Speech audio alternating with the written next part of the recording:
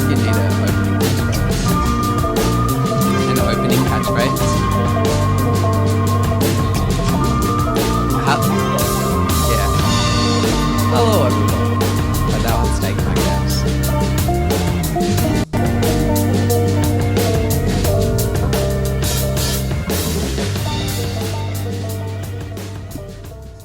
Mr. Starchild, Cool. welcome to the show. Thank you. Good to be here. Oh boy, in the this has studio. been something I've been looking forward to for a while. When I started a show called How Art Works, I wanted to discuss with someone who's like a proper artist, capital A. All right. Yeah, super art. You're really playing into my imposter syndrome with that. Oh, nice. Well, Which is- look, just for people who may not have met you, I just maybe a good way to start would be to introduce my relationship with you. So you and I have been friends for a long time. We went to high school together. It's true. But there was a period, and we got along quite well. I believe I was the steerer of your rowing boat It's true.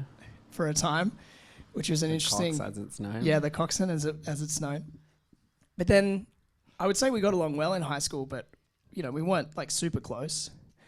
And then during uni, we hung out a little bit, but mainly our connection got reforged when my beautiful wife Annie decided she wanted to go to Burning Man, and you got wind of that. And then you became our spirit guide to the Burning Man universe. That was in Yeah. 2013. Way back when, hey? Yeah, and since then we've spent a lot more time together doing various artistic adventures.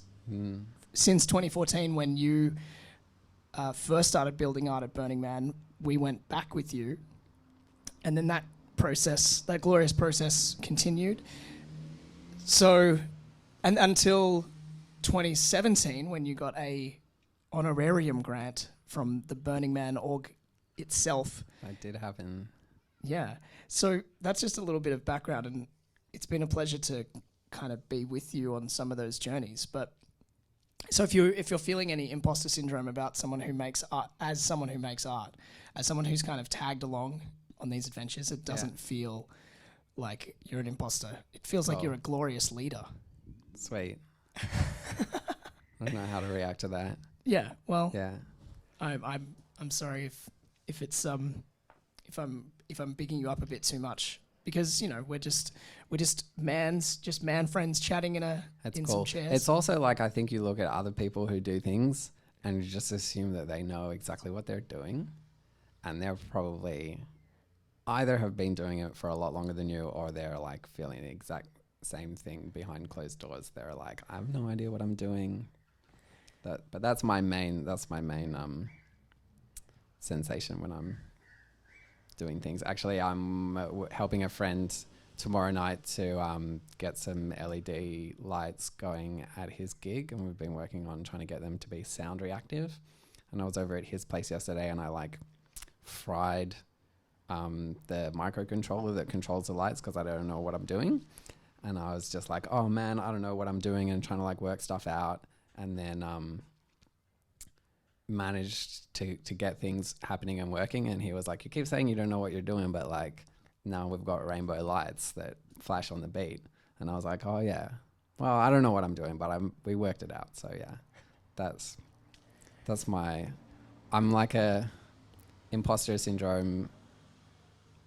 I don't know what I'm doing, but I can work it out, I think.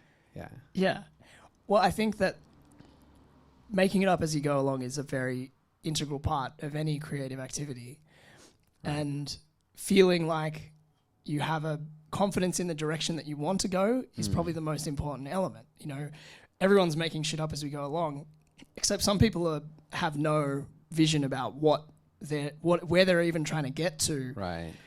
So it becomes much more difficult to figure out how you're going to solve a problem that's an obstacle on the way you want to get to. So, for example, you know, frying a controller that's going to make blinky lights happen is one obstacle in the way of making those blinky lights happen. But you know that you want to make cool blinky lights happen.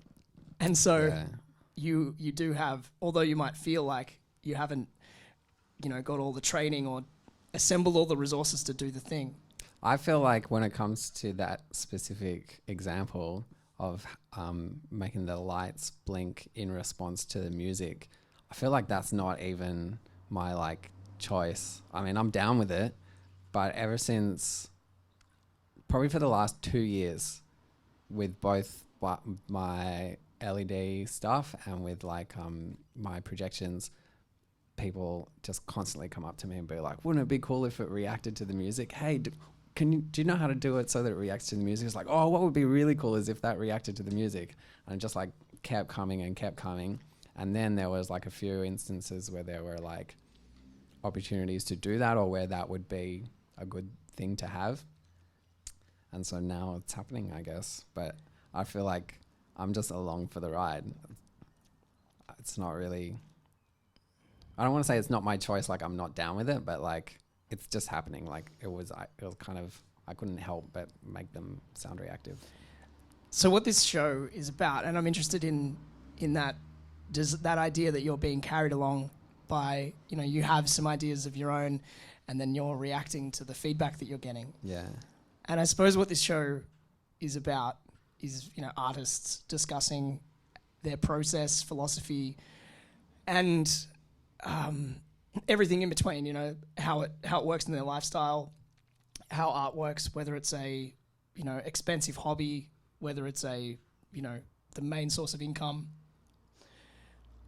And what I'm interested in your journey as someone who's simply been along for the ride, helping you build stuff, is how did it all, where did the original genesis of this idea that you wanted to build art at Burning Man come from, for example? What's the drive? What's the, is it something you can articulate easily, like where Maybe. that idea came from? Yeah. I think it actually all does loop back to Burning Man, where I guess the first time I went there in 2008, the main message that I received is that everyone's an artist. So it's focused on radical self-expression, and everybody's out there expressing themselves in whatever way is appropriate for them, with costumes, with dance, with building things, with doing whatever it is that they do to express themselves. And this real, just kind of, I don't know, it's almost the opposite of the message that the rest of society is sending us, that some people are special and they're creative and artists and you should pay a lot of money to see them perform music, or that there's special people and then there's everyone else. There's you're the consumer, you should consume what these special people are making. Whereas I guess I really internalized that message from Burning Man, that everyone's an artist. And then I kind of was like, everyone's an artist, I'm part of everyone. Whoa, what? I'm an artist? And just kind of learned that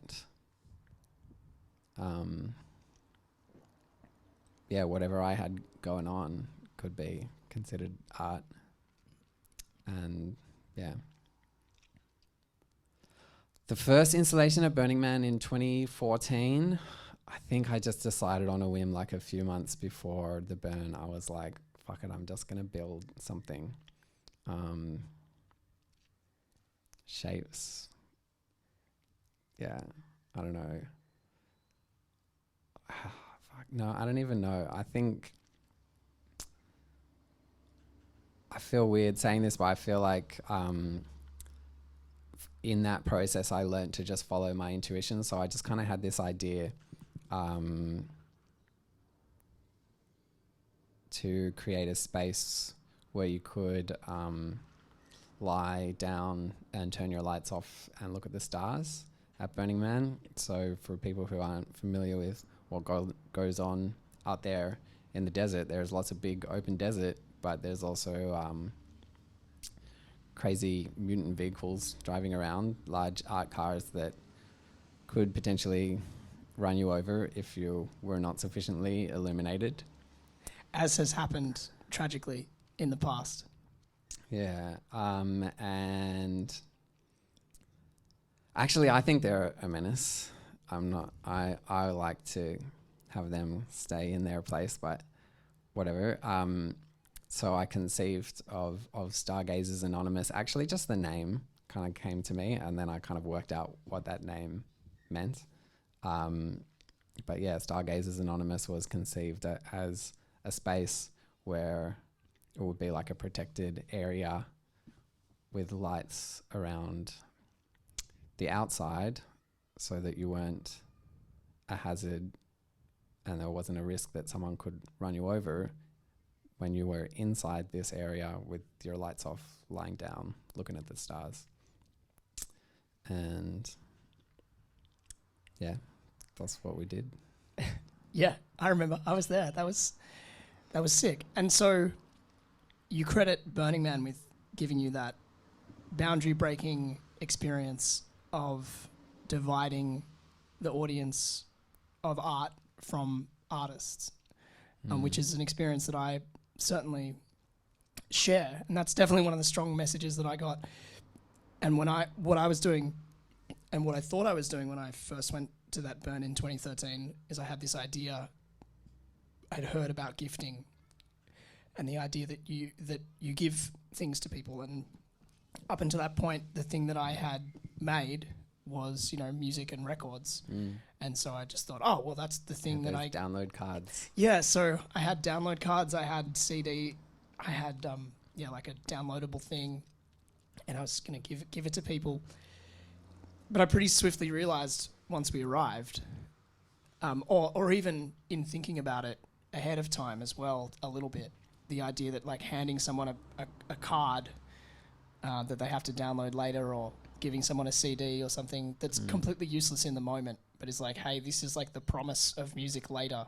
Yeah. And I thought that's not going to be very satisfying, so I wanted to be able to do stuff live. Immediacy. Yeah, immediacy, which is one thing that's fascinating about burn culture is how before you even go, there's kind of this process of indoctrination or education. It might be a kinder word of this is what you can expect. Acculturation even. Acculturation. This is what you can expect from the culture. And so I had some inkling of, maybe it would be not particularly immediate to hand someone a CD or a download card or something and say, hey, there's music on this, because it's not useful in the moment. It's not. And so I thought, oh, well, I should have some way to perform for people. And that translated into the music gear that I built, which was a portable loop system thing, which was fun.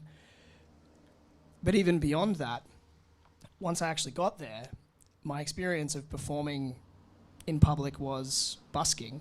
And then I very swiftly realized at Burning Man, busking makes no sense because firstly, there's no money. And secondly, there are these giant art cars driving around, which is a much more interesting cultural landscape than the average city where everyone's dressed for work. There's just cars driving past. It's completely normal, familiar every day. And then there might be a guy singing his heart out on a street corner. Yeah. And that's kind of more interesting. Yeah. But at Burning Man, finding a busker singing on a street corner is, if anything, going to remind you of the world that you've just left. It's kind of passé. Exactly. Particularly because you're competing in this landscape with cars that look like giant octopi shooting flames and, like a Spam can driving around with little soldiers inside. That's like another vehicle.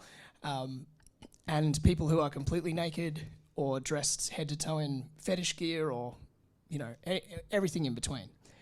And so I also kind of swiftly realized you just can't do normal art out here and have it expect that there's going to be the same relationship of audience and artist. Yeah.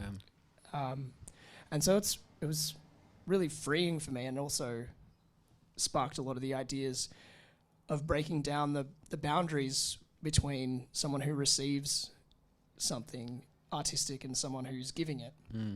In that it's quite kind of boring as a performer and as an audience member to just have someone stand in front of you and sing songs at you. And what's much more interesting is if you can kind of make it more theatrical or more interactive and have a back and forth and respond to the stimulus.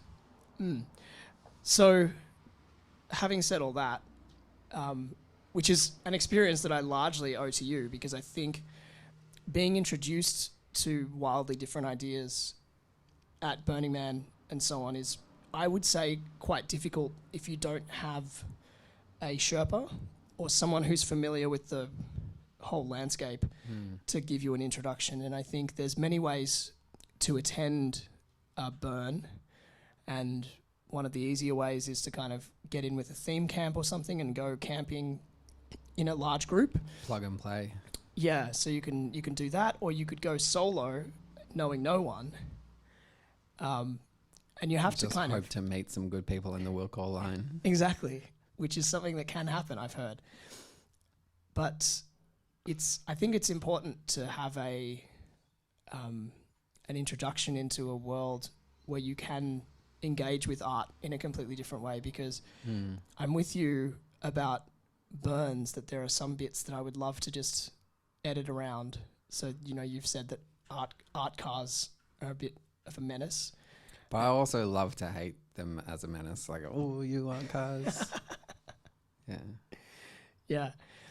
So where do you think, you've had this inspiration to build stuff. What was the moment that made you go from having the desire to actually making it happen? Because building art at Burning Man is a daunting task. You're talking about building something that's completely on the other side of the planet, getting the materials, getting a crew together. All of this hadn't happened.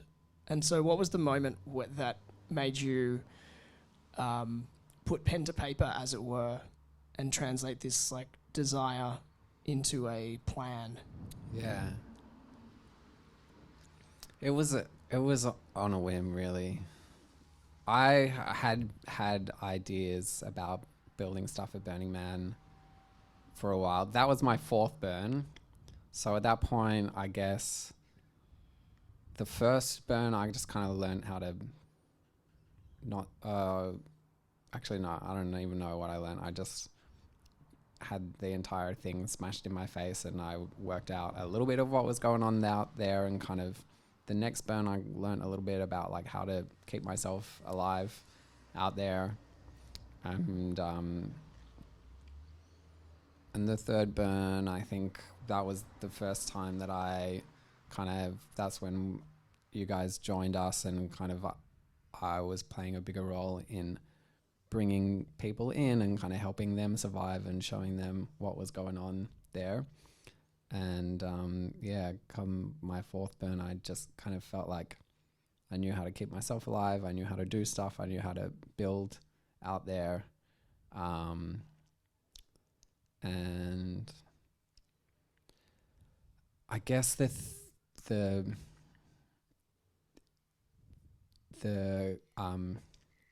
restrictions of only having a small amount of time over there to prepare beforehand kind of played a lot into the development of the style of the installations that I've been building. Minimalist, using few materials to fill up a large space. And basically it was all just built from materials that I ordered online or purchased over there, and prepared in the space of a few days in the hot sun sometimes. And very modular. So like the whole installation was made up of metal conduit, all cut to the same length with holes drilled in either end that could be then combined into various geometric forms, mostly platonic solids. And so it's all modular. It's all just like hundreds of poles, all the same length, that then at Future Burns got reimagined into new and different shapes, but they just packed down into a pile of poles. But you can build stuff that can spread out over a space 30 meters by 30 meters, 40 meters, 50. I don't know. I think the last one we did was like probably about maybe it was like 50 meters long and 20 meters wide, the Pleiadian Oasis. So yeah, that restriction of having to have it be like really simple, really minimal and modular has kind of fed into my style ever since. Where does the genesis, do you think, of your obsession? Would you accept obsession with geometry? Yeah. Is that fair? Yeah. Do you know where that springs from? No, I don't know. It brings me joy to make shapes. They make sense to me. I want to explore them. I want to play with them. I like building them. And people have a reaction to them somehow. It's weird. I still don't quite understand it, but I kind of do, but I don't. And I don't know, just through experience of making these geometric forms and kind of creating a space with them, they're mostly nothing. Like it's nothing. It's mostly nothing. It's just a few poles making some shapes. But I don't know, when you're there, it just like gives you this real sense of space. Like, I don't know, it has a certain energy about it. I still don't really know what it is, but I've seen its effect on people and I've felt its effect on me, and I'm like, okay, I think I'm going to keep doing this. When you are modest about this stuff, it's quite, I love it, because this idea of playing with like just a mysterious drive, you've described not knowing why you chose shapes, but you've studied engineering, you know, you have, this is not something that you could seemingly say you've got no idea what you're doing. You know, you would have studied some maths and studied some engineering and have a science background, that kind of stuff. But you know what? They don't even teach you cool shit about shapes in a civil engineering degree. You have to find out that stuff for yourself. What are the things that you don't learn about shapes in an engineering degree that you've learned building shapes at festivals? Gosh. I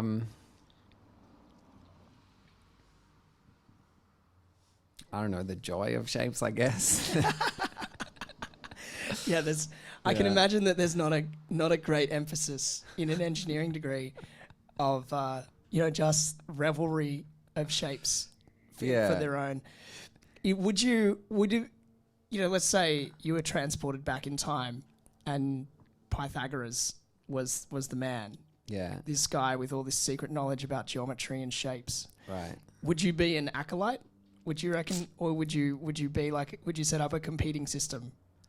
I'm generally pretty skeptical of gurus and being an acolyte of anything or anyone. So there was I don't really know much about Pythagoras, really. I'm into triangles and so is he, so that's probably pretty cool. Pythagoras was a legit cult leader. Yeah, like quite like full blown, had the whole thing on lock. He would reveal like the beauty of these shapes to his followers, and then they were like, "Oh my god, this guy's got like the secret juice." Yeah. So he's a fascinating character. I don't know a tremendous amount about him, but just I remember thinking, I'm always fascinated by cults. I'm not, again, like yourself, I'm super skeptical about joining anything that's remotely similar to one. Right. But I do love the aspects of our psychology that cults and cult leaders reveal. But with you, in your case, it feels like you're a very humble person, as your embarrassment during this intro revealed. Right. So it seems like you're serving just the desire to create these shapes. Like you want to be a servant to other people's interactions with them, and you're not, for example, sitting around taking credit for the for the thing, as I've been wont to do to other people's installations for fun. So what do you think is the tension between the desire to be a servant to a higher calling, and then also just having the wherewithal to have to explain to people, this is what I'm trying to do? Right. Do you think there's a tension between trying to be selfless and build something and then actually make something happen in the real world? Yeah. It's a bit funny. That camera's just died. I'm just going to switch. It's just me. Finally, my moment.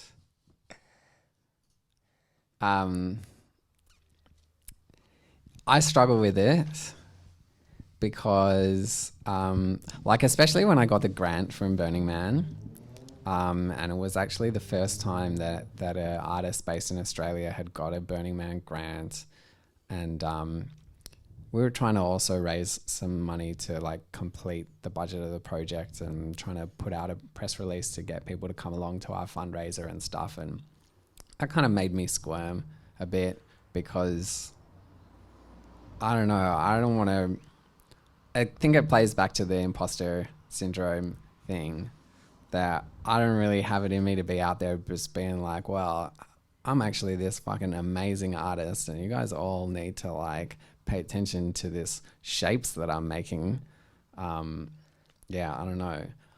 But it's people do that and they seem to get pretty far regardless of, it's kind of sometimes even removed from the level of quality of their work. It's just some people have this ability and or willingness to promote themselves. It makes me squirm. I can't do it. I don't know. So then it also makes it difficult to apply for things and to, actually to get stuff done. At a certain point, you just have to be like, hey, I want to do this thing and you should give me money to do it because I'm so freaking great. And I guess that's kind of how this world works a little bit. So you got to hold your breath and do it sometimes. Well, I mean, the way you described it, which seemed to suggest that other people get far despite the dubious potential quality of their work. And then we're in that territory where you're talking about art and making judgments about it. Yeah. And is that even possible? I mean, it's certainly possible on an individual level. And I know that personally, I can be viciously judgmental of other people's music. If I'm watching it, I almost have an irrepressible urge if I have some kind of barbed, horrible, nasty thing to say to try and, pigeonhole someone's entire musical expression. I really want to nudge someone and whisper in their ear and being like, and say it. And I think I don't know if that's just me, but we have this desire, I think, as human beings to want to judge our experiences and almost rank them and kind of analyze them and suggest, well, was this thing worth it? Was it good? Was it bad? Before we see a film, we want to know what other people think about it. As someone who puts work out there in the world to be judged and weighed by other people, what does that process feel like when you hear both the good and the bad? How does it affect you? I don't really hear the bad. I don't think that my stuff, I think, can be kind of ambient in a way, such that if you're not down with it, you'll just move straight along. I don't think there's anything, it's not controversial or offensive. No one's gonna come up to me and tell me how shit it is because you know what I mean? They would just move along rather than than have that experience. And actually I noticed that at Burning Man especially, there was a lot of magic going on with what we created, but plenty of people either weren't down with it, weren't into it, didn't like it, weren't on that level, whatever, and they would just come along and then just move right along. and then some other people would stay there for hours.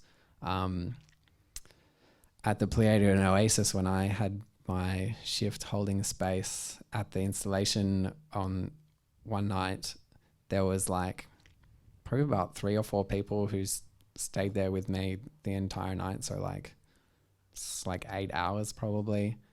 And we just had like these crazy magical experiences, delving real deep into whatever was going on there. And I don't know, it's just really rewarding and fulfilling, and it makes me feel like that, I don't know, it just makes me feel like something is real and something's happening in this world that I'm quite cynical about most of the time. So yeah, getting that, I don't know, that feedback of building something for other people to enjoy and then seeing them enjoy it, that's great. Yeah, it feels excellent. It's interesting to meet someone who feels about shapes.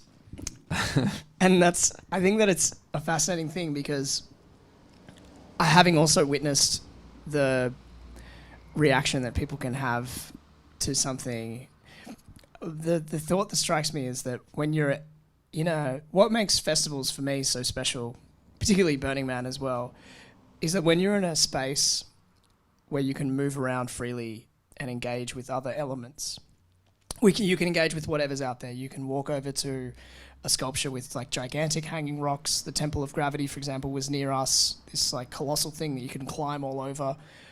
Or you could relax and lie down around the oasis. You could play with the lights.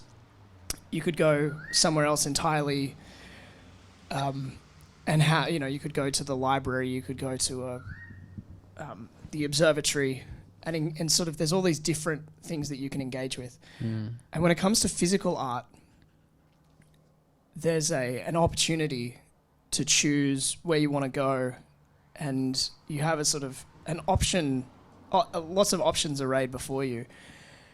And that differs from lots of different art forms. So, for example, music, and one of the reasons why I have problems with the art cars is because of you can only listen to one song at a time. Well, happily. Well, yeah, that's right. You can only listen to one song and enjoy one song at a time. Whereas when you're out there in the bass drop soup, which is in the middle of the playa, when you're between 3 or 4 different art cars and all their audio, you get this kind of horrible mishmash. And that's one of the things that I find difficult. If you think the presence of the art cars, is it the sound that you object to mainly? Because that's the biggest issue for me. I'm very sensitive to my audio environment, and I very much dislike that I can't sort of like turn them all down, except I want to listen to this one. The sound's part of it. Although, just as a quick tangent, sometimes you're like, damn, that song, it's got a really awesome polyrhythm, like I'm really digging it. But no, it's actually like 3 different songs. Sometimes they come together nicely, but it's rare. The sound, I think just their general obnoxiousness. Sound is a big part of that. There's too many of them. There's just too many of them. And they drive too fast. They shouldn't be driving so fast. And I think they think they're special somehow. I think there's like this whole art car thing that like they're just like this huge important thing. Sure. I feel like as someone who's created, kind of done a static artwork, and how relatively difficult that was for our crew. Oh, like I've got massive respect for the people who make these things and keep them running. Like I would never want to deal with that headache. Like, because you have effectively all of the issues of creating sound. So you have all of the potential things that can go wrong. I mean, I've been to gigs that sound worse than an art car. And so you have all the problems and issues of just dealing with sound, and then power. Portable power for that system, and then it's on a vehicle that's also holding people. So it's kind of both structural and mechanical Yeah, I don't want to misconstrue my love to hate art cars-ness too much. There are plenty of art cars that I absolutely love. I just think that there's too many. Some of them are shit. They're too obnoxious. They drive too fast, and that they shouldn't drive through my artwork. But I mean, some of them are mind-blowing. I agree. I mean, Icarus. I actually don't know what that one is. So that's the it's like that crazy spaceship that kind of lift up on like scissor legs and like drive around.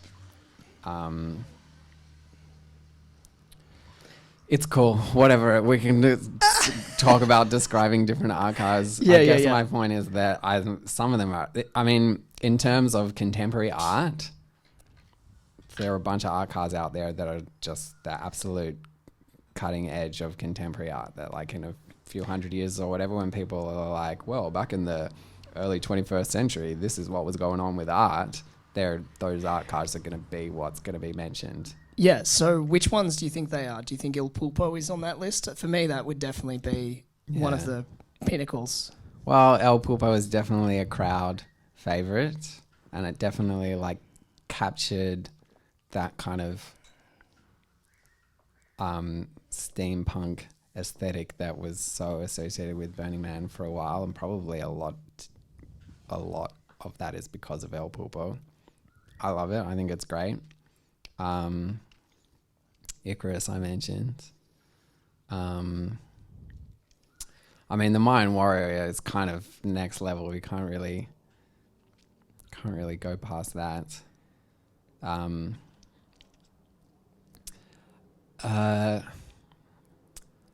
Damn, what's that face one called? It's called... Damn. That's okay. Yeah, one that There's I someone. really There might be love. someone. There might be someone who knows. Who knows? Tell us in Someone. the Someone comments. who's someone who might be listening. I heard a funny thing, which is if you want to feel like a ghost, the closest thing you can get to feeling like a ghost as a human being is knowing the answer to a question that on a live people stream. on a podcast when you hear it. Anyway, so put it in the comments or get in touch.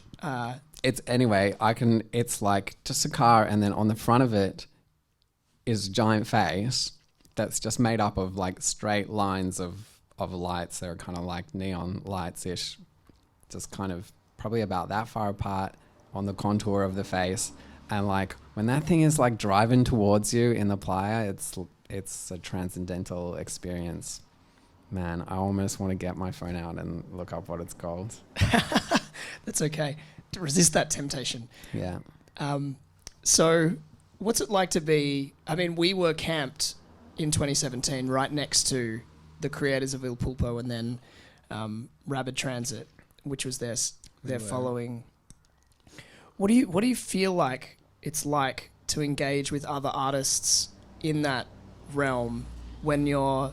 for example, we had early entry in 2017, and being able to be part of a proper conversation and engage with other people who are making totally different stuff. Yeah. And how important is that to people who might want to do art at Burns, and how does that influence your desire and your experience? Wait, that I last don't know, part of the question threw me off. Yeah, I don't know what that... I was just rambling. I'm not very good at this.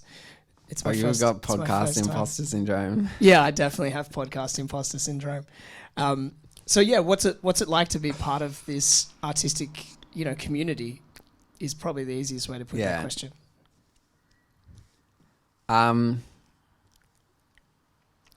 It's kind of whatevs. Like, I feel like I remember when the El Pulpo crew showed up, and it's not like we were like, hey, you guys make this awesome art car. Well, did you know that we've got this tiny little installation on the trash fence? Like, I don't even think you would like compare your credentials with someone. I guess maybe it's nice having like a a sense of confidence. Like no one can be like, hey, but what are you doing out here? Like you're not doing anything. And then you're like, yes, I am. I'm making things. But maybe you've got that sense of confidence lying underneath. But yeah, I don't think that's something that ever really comes up. You're not. Yeah, I've never had to compare my credentials with someone at the burn. Well, it's not competitive, obviously. It's Yeah. more just. Or yeah. I felt like it was interesting because, when you were saying it's not like we were going up to them saying that they're amazing. I totally was. I remember going up to them and saying, "Oh my God, you guys are like." Is that what I said? What did I say? No. I mean, you were saying it's not like people. It's not like you need to prove. Like you guys are amazing, and we're doing this tiny little thing, and it's like a status comparison. But I was going up to them and just saying, "Oh, we're doing this little thing over by," like describing what we were building. Right. But what was interesting for me was the way that they reacted to the fact that we were from Australia and building out there at all. Yeah. They were saying, like we're from Reno and Lake Tahoe. These places are like a matter of hours from where we are and together. Whereas, they were saying it's amazing to us that you've flown out here to make stuff, and that puts us to shame in some way. And I was like, well, I don't know, that's an interesting way to look at it, but it's nice. I feel like because at least the artists that I met during the burn, like I ran into Orange Mike, who had a huge hand in Appalachian. I've forgotten the name of his artwork, but it was glorious. But yeah, these people will, you can feel really modest and be like, oh, we're just making these things with poles and we're just making some shapes. But I feel like the respect that you get is completely disproportional to the amount of effort that you put in the sense that people don't assign you a value on your art based on like how difficult it was or how expensive it was or how big your crew is or how enormous the structure is. I feel like it's really inspiring to be part of something where there's mutual appreciation because there's not anything to be gained from it's not like the normal art world where you're, I guess, vying for relevance and it's quite competitive because you're trying to sell your art in a limited market, and if someone's succeeding and doing really well, then it means that you might not be able to do as well. Yeah, it's definitely not like that. Actually, I had a really cool encounter with the guys who made the giant takeout box. Do you remember that one? I do. I didn't actually have any of the food from there, but I did see it several times. Yeah. So,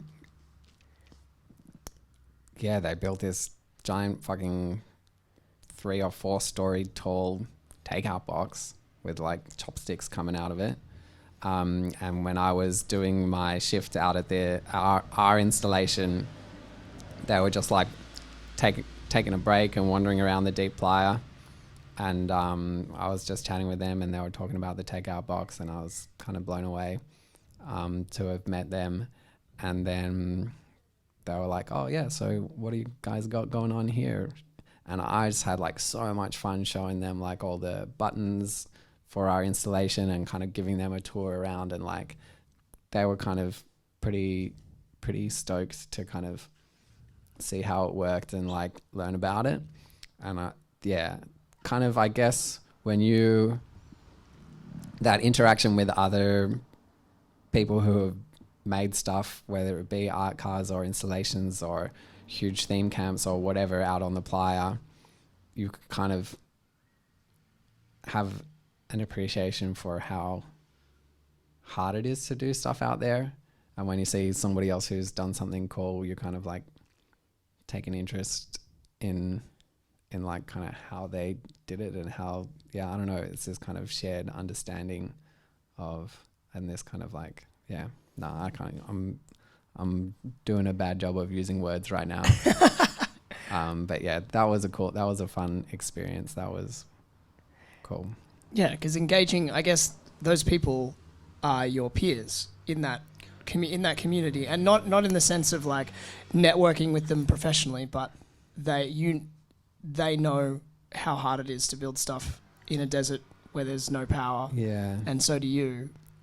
And you can come at it from so many different perspectives and intentions. Like they're building a hut where they're going to feed people way out in the middle of nowhere. So yeah, I feel like I was interrupting you though. I don't know. But like, I guess my imposter syndrome kicks in when you're like, they're your peers. And like, actually, no, the feeling that I have is like, whoa, these guys made the fucking takeout box. Like these guys are superstars. They built this giant thing. I've just like, pulled a little magic trick and tied some sticks together into triangles. Like, for me, it's kind of like a joy to meet these people and to meet the Rapid Transit / El Pulpo crew and just be like, what the fuck, you guys are superstars. And we get to like chat to you and learn about how you do your things.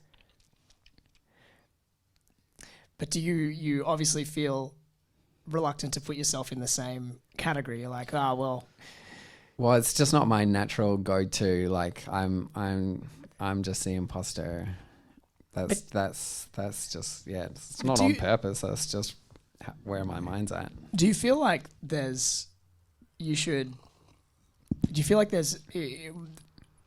regards to something like comparing your work to artists in the US, do you feel in any way that there's there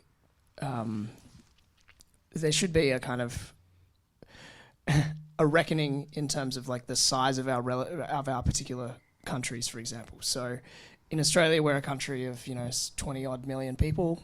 The States is 32. It's quite it's 5-6 times larger. I'm terrible at maths. That's not 5 or 6 times. How many times? 10 plus. It's more than 15. 10 times. Yeah. Wait, how many people's in Australia? About 25 million, something like that. Right. 25. And they're like 320 There's 320 million. So yeah. It's more than 10 times. It's more than 10 Let's times, just right? stick with that. I'm so... This is how bad I am at maths. So anyway, I feel like in Australia, there's just scales that we find difficult to approach. So the fact that you've gone over to the States, it's a much longer journey, and you're going to a foreign country and still building stuff. Yeah. And it's clear to me that people from the US are impressed by that willingness to go above and beyond, because burn culture is global, and we've both been to Burning Seed and made contributions there, and that's without a doubt orders of magnitude easier. Right. What do you think the difference is between going to the burn and going to your local regional, and what are your thoughts on how that's going to go, change going into the future perhaps? I guess the main the main like positive aspects of our regional is community, and that flying over to the burn, it's just kind of not conducive to building community by attending an event on a semi-regular basis in a country that's halfway across the world. Whereas, the ability to actually be immersed in that burner community here in Sydney through Burning Seed and year-round is probably the biggest breakthrough element of attending a regional. Obviously, the scale and the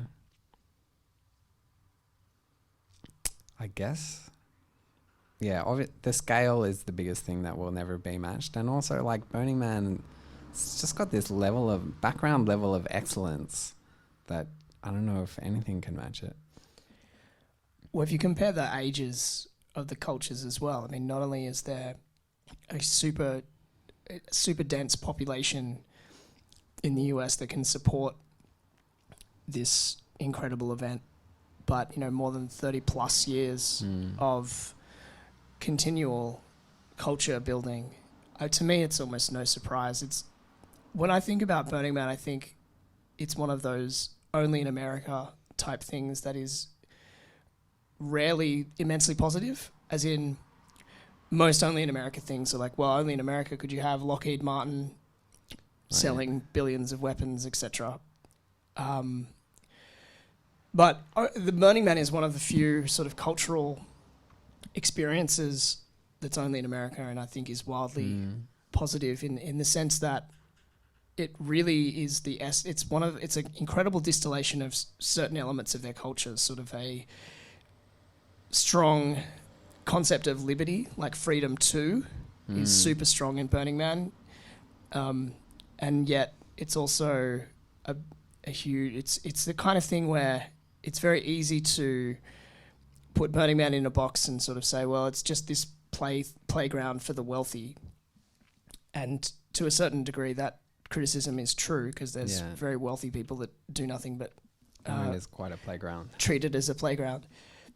But I feel like to a large degree, if you're not contributing to Burning Man, if you stay disengaged from the culture, there's a significant part of it that you miss.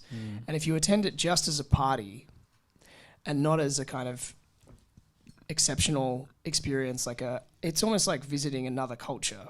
It's like a kind of, in the same way that the Vatican is like a different country inside Italy, I feel like going to Burning Man, like once you go through those gates, it is like a kind of different image of a civilization that you can visit for a while.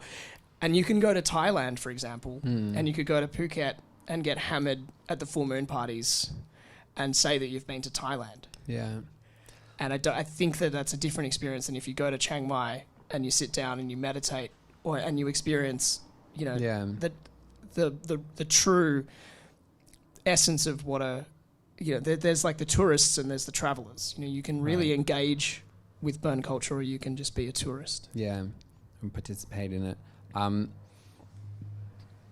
I think kind of the culture, or that world that you step into when you go through the gates, I think kind of that is the artwork that is on show at Burning Man. Like, Burning Man is a collective, communal art piece. The medium is city. And so everyone who goes is an artist. Everyone who goes is part of creating that artwork, creating this artist's rendition of a city. A city is alive. It has a culture. It has... it has rules, it has toilets, it has everything. It does. It has a post office. It has an airport. A lot of bars. And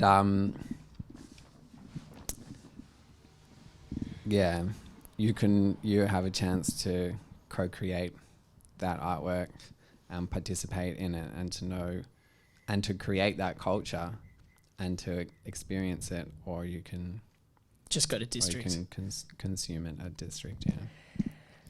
But it's a lot about Burning Man. It is a lot about Burning Man. I was going to bring up your more recent work that you've been doing the visuals for a band called Turtle Skull. Do you want to tell me how that got started and what that involves? Yeah, kind of by accident again. A few years ago, I wrote this piece of code to try to emulate a game that I had when I was a kid. Well, it was just like one of those paint drawing games on an old school Mac. And I don't know, I always had this, I love kaleidoscopes, and I remember having this distinct memory that with that paint game on Mac, I think it was called like Pix something, anyway, whatever, I'm doing bad with names today. You could wrangle like a bunch of different settings in such a way that like when you were drawing, you would just like draw once, and then what you drew would get like reflected and like repeated like inside a kaleidoscope. And so then you were just drawing this like kaleidoscopic gnarly pattern, and was obsessed with that and would play it for so long. And I didn't actually quite understand what I was doing or how I set up those settings as a kid. And so it would always be this like mission to try and get it back into that state. And I don't know why I always remember this game from when I was a kid. And at a certain point, I had been doing a lot of coding and wanted to try to learn to use processing. This is a programming language that's kind of geared towards doing graphics and making that kind of simple to do. And so I wanted to learn to use that language, and kind of thought this would be a good project to try and recreate that kaleidoscopic drawing game. And I don't know, I just made it as a game. I used to play with my nieces. You like get a turn to like draw for a little bit, and then you press escape, and then your drawing's gone forever, and then the next person has a turn. And I remember showing it to you one time, and you were like, hey, will you do that up on the screen at the next Spaceport gig? And I remember being like, you want me to play my game at your gig? Hell yeah. What are you talking about? Keep talking. I just got to switch on some lights in here. And that is what we did do. Your encouragement was very crucial in that, in me realizing that the kaleidoscopic drawings that were being made from this game were kind of pleasing for other people to watch. And so that was a thing, and I kind of did that a couple of times, Spaceport, and at a few other random events, including for Oka once at One Space, which is another thing that I fell into. And then so one day I was working at home in Sashimi, where I used to live, and our great friend Ben Waring's got a screen printing studio downstairs, and I was kind of bored of working in my room and could hear people talking downstairs. So I went downstairs to see what was going on, and our good friend Hamish was like, here he is. And I was like, here's who? What's going on? And so the Turtle Skull boys were down there getting some t-shirts printed. I'd never met them before. And they were actually in the process of trying to compose an email to work out how to cancel a gig that they were maybe going to do as part of Vivid that required them to be accompanied by a visual artist. And they're like, well, we don't have a visual artist, so we guess we can't do this. And so Hamish was telling them about the projections that I'd done, and they played me some of their music. I showed them some samples of some of my stuff, and we were like, whoa, this is the same thing. They play psychedelic stoner doom rock, and my kaleidoscopic visuals kind of fit pretty well into that. So yeah, that was how that started, serendipitously. And after that first gig, we've just kind of been doing it ever since. And that's been quite a magical journey to be able to collaborate with other artists who kind of have the same outlook on art and on creating as I do, just kind of people who don't 100% need to be able to describe with words or with their logical brain exactly what's going on and why they're doing that thing, but they know what that thing is and they're really good at what they do. And collaborating with them has brought my visuals to crazy new levels. I agree. Having seen the evolution from where you started and the more recent examples of your work that I've seen at parties and on screens and in accompanying Turtle Skull, it's been a very inspiring collaboration to witness. So a couple of times when I've been trying to get at what is the underlying source of your drives to make things, be they shapes or obsession, be they shapes or geometrically derived visuals. You've described it as a sort of like mysterious calling that you're following. Do you think that that is the premise of this? What I'm asking is the premise of this show really stupid? Should we be interrogating what these forces are? Do you think there's anything to be gained from trying to question what these mysteries are about, or trying to articulate the genesis of your inspiration? Do you think it's by necessity? Do you think it defies words, or do you think that there's something to be said sometimes? I think there's something to be said about the way it defies words. Yeah, I think that's interesting. For me, a lot of these ideas, I don't know really where they come from, but they won't leave me alone, so I've got to make them. We talked about that with doing the first Stargazers. Again, creating that drawing game, which is called Drawing Game, was just because I just couldn't kick this memory of this game that I used to play, and I wanted to recreate it. Then after that, the thing that's kind of taken control of my visuals has been a piece of code I wrote called Spiral Generator. It generates spirals, and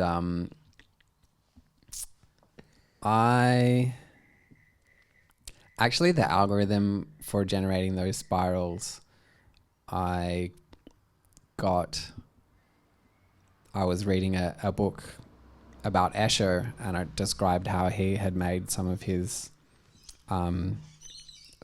paintings like Circle Limit, or I think it's called like Life Spiral or something.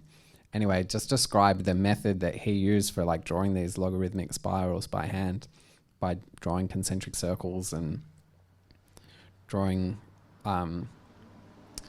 radii, and then kind of like connecting the points where the radii intersect the circles. And I made a couple of paintings using that method, and it was kind of long and tedious, and I didn't think that I got the parameters right, and so, but then I got to finish this whole painting where the spiral was like too spirally or whatever, and then I realized I could just actually code that algorithm, and then I could play around with the parameters rather than having to do like a whole new painting each time. And I was just kind of had that basic idea of, let's just code this spiral algorithm, and then I just got totally obsessed with what I could do with it, and it started sucking up a lot of my time. And then my latest piece of code that I'm working on is called Dendrite, and that's another thing that just this idea that just kind of wouldn't leave me alone of, I'm obsessed with like branching structures, and I just wanted to make a piece of code where like this thing is there, and then it like branches out, and then that branches out in like a fractal way. And I spend so much time working on these things and like solving all of these weird problems, and I don't know why I want to do it. I don't know where the idea comes from in the first place, but I just have to do it. Like I can't not do it.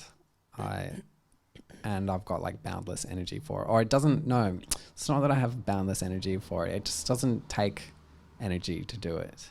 It just kind of comes for free. I don't know.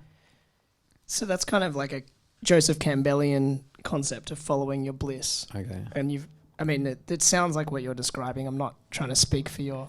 It's like, I got this. I totally have figured this out. And now I just want to...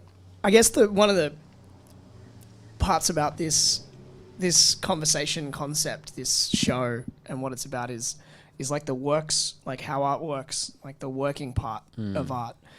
And how does art work in your life, and how do you pay the bills while doing it, and how does art pay the bills, that kind of thing. What are those financial sacrifices that have come along with being on this journey, and how do you hope to, like, is becoming a professional artist with a capital A do you define that in a way that includes, I do this for a living? How does your idea of the financial side of this work, I guess? Well, currently, I make money doing web development, writing code for websites. And that kind of funds my lifestyle and kind of allows me to kind of just do whatever I want with my art. It doesn't need to be anything. It doesn't need to fulfill anything. It doesn't need to be able to make money. It'd be great if it did. I think it's pretty cool. And I've got a lot more energy for it, and I think it's a lot cooler than the stuff that I actually get paid for. But that, I guess, is not really a question for me. But yeah, probably the turning point was when in 2017 when I got the grant from Burning Man. That was kind of the first time when it stopped costing me money. Probably still does cost me money, but that was kind of like maybe a big turning point, where before then it was just all coming out of my own pocket. So a lot of stuff I've managed to get the actual pieces paid for. But I'm not getting paid for my time or anything. And that would be great. I think that would be a nice place to be. But I also wouldn't want to, I don't know. I also kind of like the situation I have now where my livelihood is not dependent on my art. So my art can just be whatever the fuck. Yep.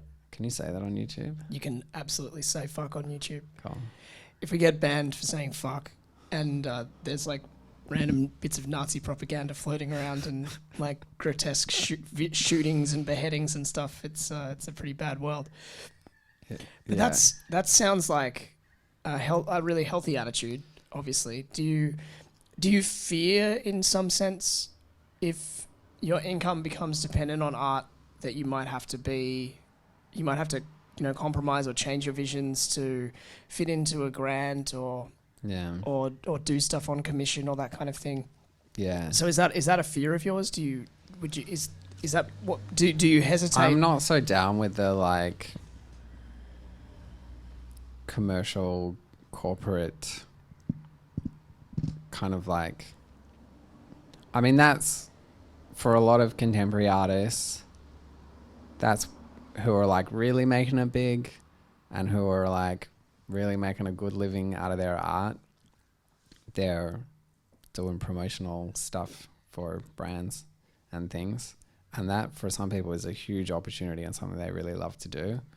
I don't really see myself wanting to do that. I mean, not that I really am at any kind of level where that's an option for me right now, but like that's not something that I aspire to.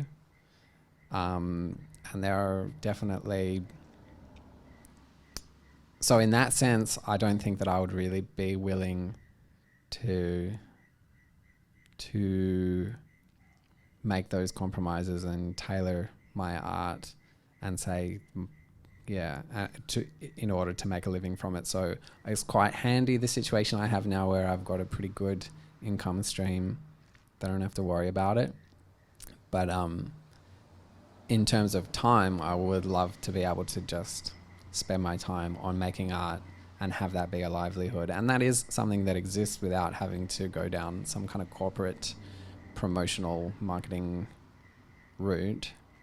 But I think I'm nowhere near that yet. Maybe in 10 years that might be realistic for me. So it sounds like it's, you're clear about the path that you want to pursue. You want to maintain your current situation in the sense that you don't want to compromise it for, the risks and potential rewards of doing more corporate and commercial stuff. Mm. You would rather maintain your current course and try to gradually transition into it being more and more funded by in the various ways, rather than going out and chasing sponsorship and that kind of thing. Yeah, I think so. I mean, I don't really know. I don't know what kind of opportunities are out there. But you it seems like you have a sense in which you're open to opportunities, but you have an idea of where the path that you don't want to go down. Like, you don't want to feel like you're stressed. Not so down with corporate brands. Yeah, sure. So another thing that I wanted to chat about, maybe as we're starting to take things to a natural close, I guess, is this idea of identity in art. The idea of you're hesitant to label yourself as a sick, sweet artist, and you've also someone who has taken an art name, Starchild. What are your thoughts on being a person who makes art and having a pseudonym? Do you think it's important to have a division between, your professional life and your art life? Is that what the name's about? Just tell me what the name. What do you think? What's the role of identity when you're an art maker? I don't think that's what the pseudonym is about. I think it's I don't even necessarily think of Starchild as my art name, although I think it extends beyond that. I want to say maybe it's my alter ego, but maybe it's also, maybe that's not the appropriate word. Maybe it's my higher self, but I feel really weird saying that. I think, again, with the Starchild thing, it's the same with everything else. Like, I just don't really have a choice. Like, that's just what it is. That's yeah. How did the name emerge? No, I don't know. You don't know? Yeah. That's okay. I mean, you don't have to have an answer. As someone who, I personally have struggled a lot with names for artistic stuff. For a while, I feel like as an individual, the strongest name that I had was Specs, was the Spectacles and name. then there was a little bit of laser surgery got in the way of that. Yeah, that's right. And now I've had laser surgery, and also the band Disintegrating also has a large thing to do with that. But I think that it's something that I know that at least my experience with it is that it seems to be different for every individual, as in names serve different purposes. So for music, it seemed, for me, the idea of having even a smaller separation, like going by DA, that makes me feel like I'm a different person to like David Anthony Carter when I'm in a suit and I'm at work. And so there's that kind of like subtle thing where you can that name can still pass as, like intellectual circles or whatever, if you're creating stuff. Yeah. And then there's... I reckon, though, in my work, like doing web development, like if calling myself Starchild would fly there, I would do it. Like, maybe it just takes a little bit more courage from me. But yeah, I'm not necessarily looking for that separation. That's interesting. Yeah. Okay. I'm just maybe too shy to be at the office and be like, and actually, guys, you can call me Starchild now. Like, actually, I don't think I ever... Oh, no, I do sometimes when I'm really in the zone. But mostly I don't introduce myself as Starchild. If I meet someone, I'll say, hi, I'm Nathan. Sure. Yeah. I feel like I know when that zone is. When you're at Burns, you obviously use the name. Well, yeah. That's a zone, though. That's a zone. Well, that gets you into the zone. But yeah, the identity thing. I don't know. I want it to spill out over everything. I don't know. I feel so cheesy. It's like your life is your artwork.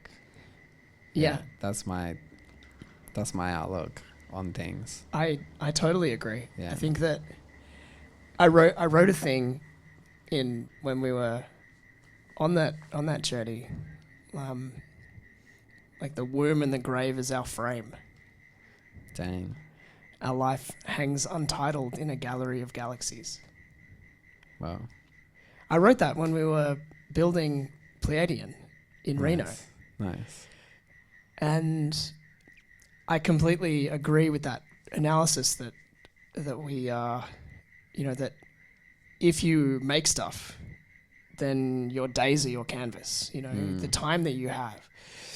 And the thing is that in my view, I mean, the thing that I do for financial security is legal stuff, and I do that part-time, and which is nice. It also gives me a financial platform. I have a family on the way. I have a pregnant wife who's 5 days overdue, and so I'm, as a responsible human being and a soon-to-be father, I have a very strong idea that I wouldn't want to rely on the vagaries of trying to sell art and music to be the bedrock of like a life. Yeah. Financially, and still, my ambitions are the same as yours. If I could spend all my time doing music and making art and writing songs and performing them, then I would do that in a heartbeat. If I knew that it could still support my family. And that's the kicker. Yeah. As you become a more serious, adult, and in terms of like your own expectations of what you want to do, how does that affect your thoughts about? Do you think your path as an artist is going to be at the are you sacrificing other things? Yeah. Like, do you think that it's going to, for you, is this? Would you do this at the expense of having kids? Would you settle down if it doesn't work? How does it, beyond identity? Yeah. I think it might be another one of those things, the same answer to all the other questions. Like, I just don't even feel like I have a choice. Yeah. Like, would I settle down if it doesn't work? Like, I don't know. I don't know how to do that. Like, I don't think that I mean, probably I would deal with whatever situation is in front of me, but like, I don't know how to do it. I don't know how to do that.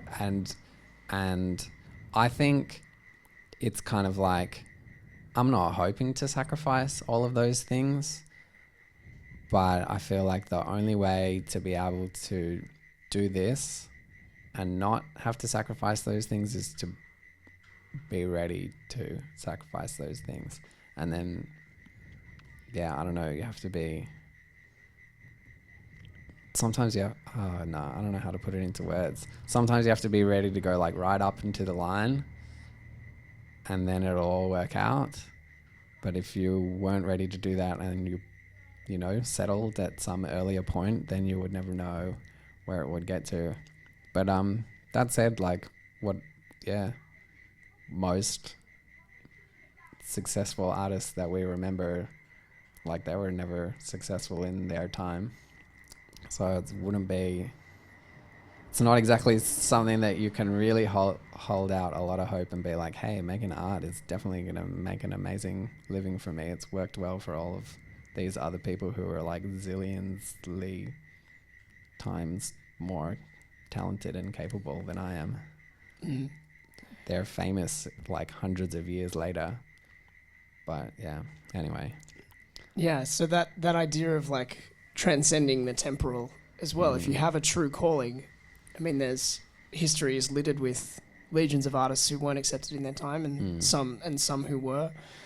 And I suppose if you're answering a call that's deep and mysterious and that is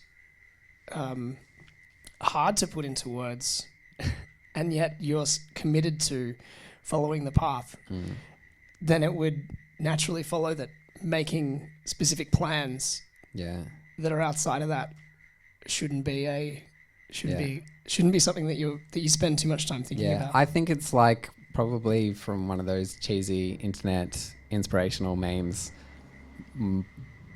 For some reason, I think it's usually accredited to Paulo Gallo, but it's like, damn, now I'm going to fuck up a quote on the internet. Something about like, follow your passion and the money will come. Like, I just try not to think about it, and maybe one day it'll sort itself out. But at the moment, I'm just doing what I like to do. Yeah, I think Alan Watts says that as well. I don't know. I don't know where Paul Gallo sits in historicity of quote making. I actually don't know who Paul Gallo is. Paulo Coelho.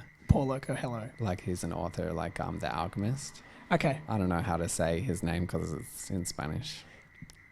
That's why I don't. It clearly explains my ignorance.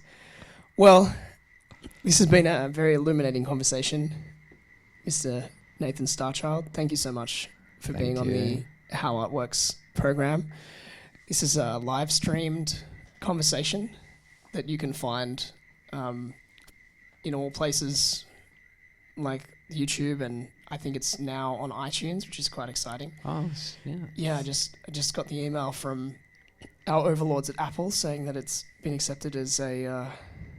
So I'll be uploading. Is that like video or audio? No, so audio. So I'll be uploading it to the audio podcasts in the coming days. Yeah. Thank you for listening. If you want to check out more of these, you can go to papafire.com.au, or I just got papafire.com, but I don't know if that's going to be set up by the time you listen to this, now that we're kind of transcending the temporal realm. I guess people at the end of YouTube videos and podcasts say like and subscribe and stuff, but I don't know if I should. Thanks again. I'll say it for you guys. like this channel and also subscribe to it. Thank you, my friend. See ya.